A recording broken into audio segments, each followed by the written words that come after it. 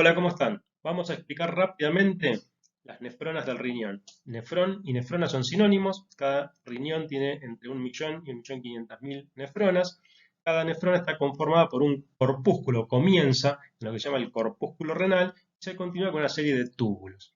¿Cómo está formado el corpúsculo? Bueno, al corpúsculo ingresa lo que se llama la arteriola aferente. Esa arteriola se capilariza formando lo que se llama el glomérulo capilar.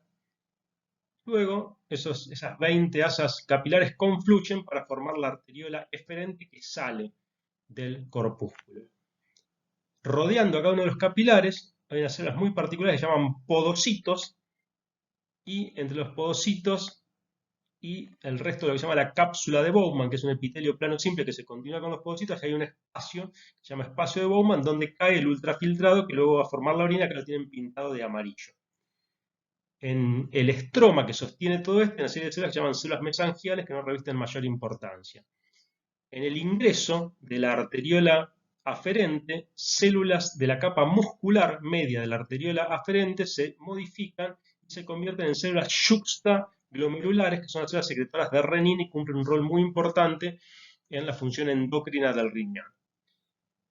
Luego, el corpúsculo se va a continuar con una serie de tubos que comienzan con el túbulo contorneado proximal. Acá lo vemos en un esquema, tenemos la arteriola que ingresa, que se llama arteriola aferente, se capilariza, acá no tenemos los podocitos, pero sí en amarillo vamos a ver la pared parietal, o el componente parietal, que es ese epitelio plano simple que forma la cápsula de Bowman, y ese epitelio se va a continuar con lo que es el túbulo contorneado proximal. Observen ustedes que el corpúsculo renal tiene dos polos, un polo vascular, que es por donde ingresan y salen las arteriolas, y un polo urinario, que es por donde se van a continuar los túbulos que van a llevar ese ultrafiltrado que va a terminar formando la orina.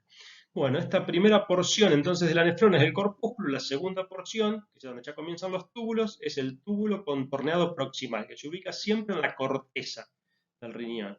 Luego, ese túbulo se convierte en un túbulo recto proximal que va hacia la médula y forma una estructura que se llama asa de Henle, que tiene un componente descendente fino, luego un componente ascendente fino y luego tiene un componente ascendente grueso. Ese componente ascendente grueso funcionalmente es igual a lo que conocemos como túbulo recto distal del riñón. Y ese túbulo recto distal vuelve a la misma nefrona que le dio origen. Acá donde ya entramos en la corteza ya se llama túbulo recto distal y vuelve a la nefrona que le dio origen, pasa por el polo vascular y en ese polo vascular forma una estructura que veíamos en la imagen anterior que se llama mácula densa, que se va a ocupar de testear la concentración de sodio en el túbulo y eventualmente decirle a las células yuxtaglomerulares si deben o no secretar renina.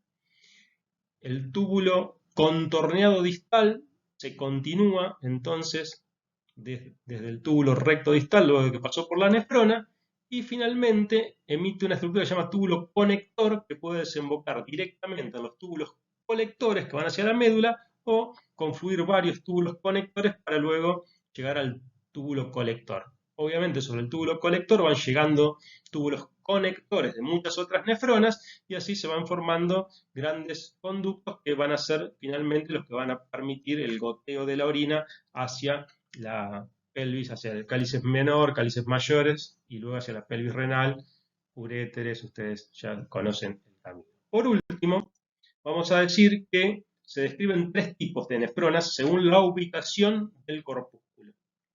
Esta es una explicación muy del libro de Ross. Si los corpúsculos están bien cercanos a la corteza, se llaman nefronas corticales o subcorticales. Las asas de esas nefronas son cortas, llegan hasta la zona más externa de la médula. Ustedes fíjense que tenemos la médula dividida en tres zonas, dos zonas externas y una zona interna.